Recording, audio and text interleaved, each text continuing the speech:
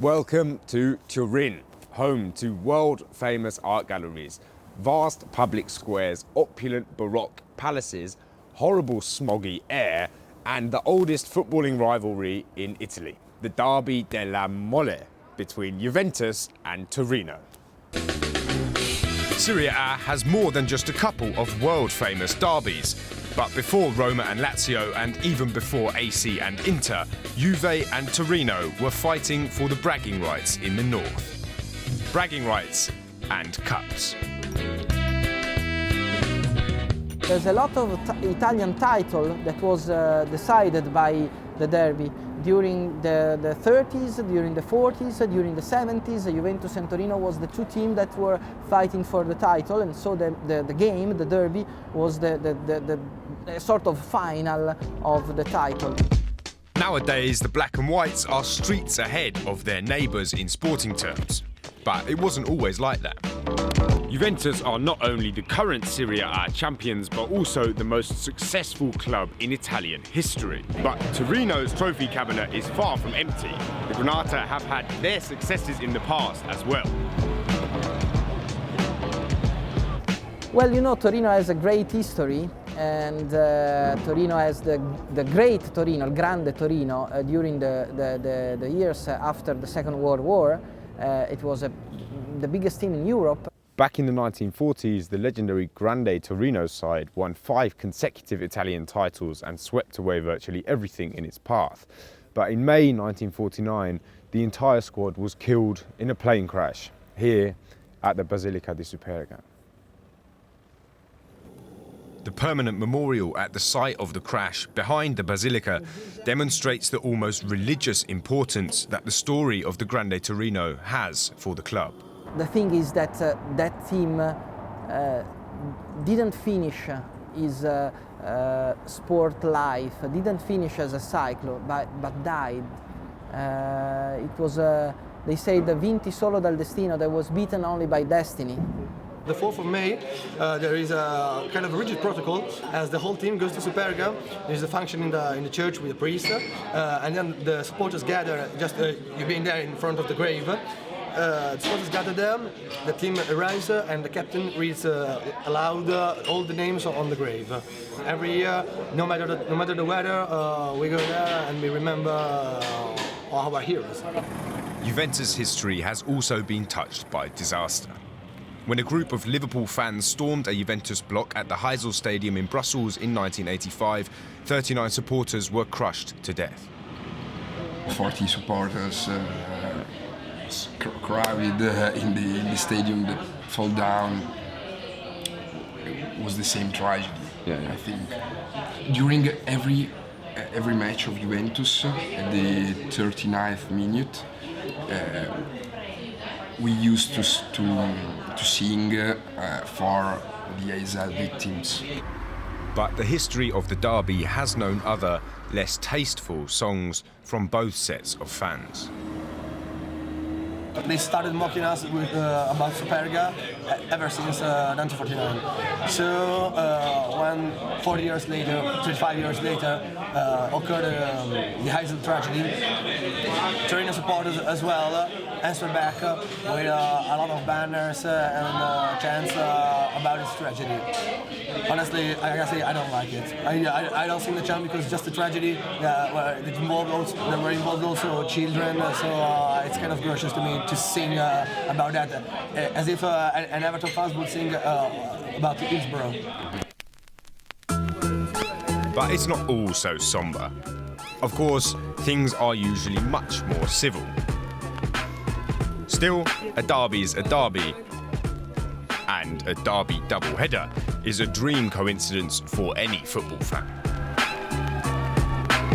This weekend, there are not just one, but 2 derbies. Juventus and Torino's youth teams are playing here at the recently rebuilt Philadelphia Stadium, the ground the Grande Torino played in and the spiritual home of the club. It might only be the youth teams, but it's the first derby here in decades, and you can see what it means to the fans. And when the fans come out in force for an academy game, then the players quickly get a sense of just how much is on the line.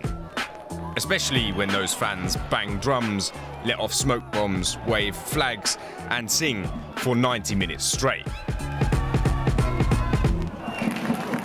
It's been a fair few years since the racket from the Philadelphia was enough to wake the neighbours.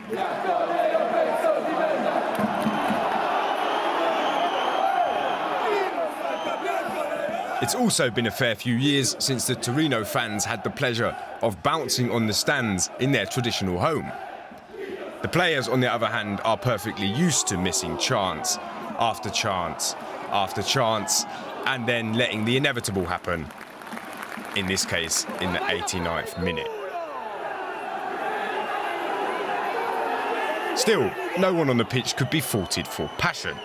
The Under-19 derby, a brilliant warm-up act for the real thing the next day. And the Granata supporters are nothing if not resilient and hopeful.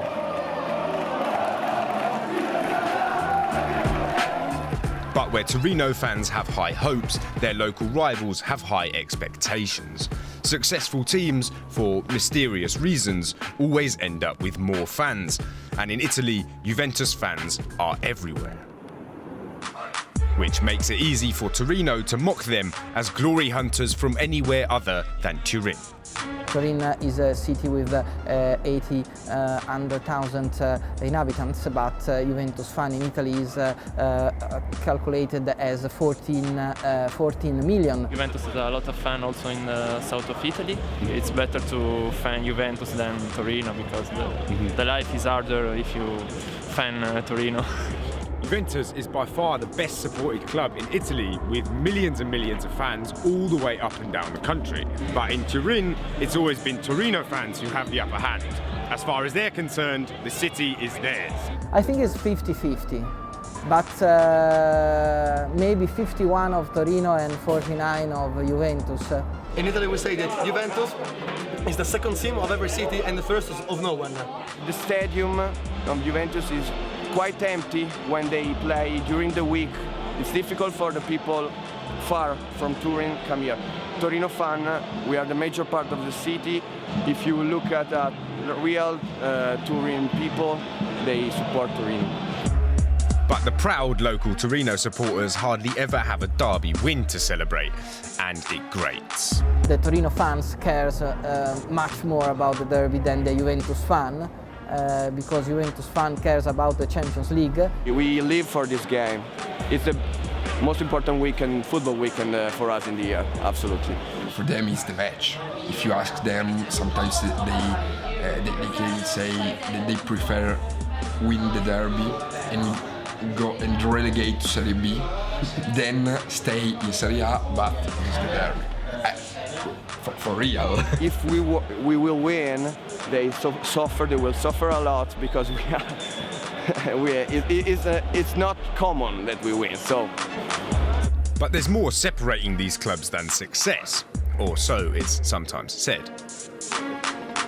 Torino are often perceived as the club of the local working class. Juventus, on the other hand, less so. The club has been owned since 1923 by the modern-day Medicis, the Agnelli family. Now, the Agnelli dynasty's wealth comes from cars, and here on the roof of the former Fiat factory, where there is still this spectacular test track, it's possible to get a sense of why the Agnelli's association with Juve has played such a large part in contributing to the image of Juventus as a team for the rich upper classes. You said it because Juventus property still the same since 1923, so it's a long time. It's about almost 100 years that Juventus is still an Agnelli family property, and so and Agnelli's family is the symbol of capitalism in Italy. But while the club might be rich, the fans, everyone seems to agree, are fans just like any others. It's quite that you think that the supporters is like a mirror of the wellness of the team. Yeah. But it's not like that. The way you choose a team to support is not. It's very rarely connected with your social environment. Juventus FC is rich, but the supporters are from every social level of Turin. It's not so different the situation between the supporters of the two teams. Torino's current ground, which they once shared with Juventus, used to be called the Stadio Municipale Benito Mussolini. Today it goes by the much more palatable name Stadio Olimpico Grande Torino. The club might be a long way off the heights that great team reached, and their neighbours might be insufferably successful. But there's no doubting that the fans know how to put on a show.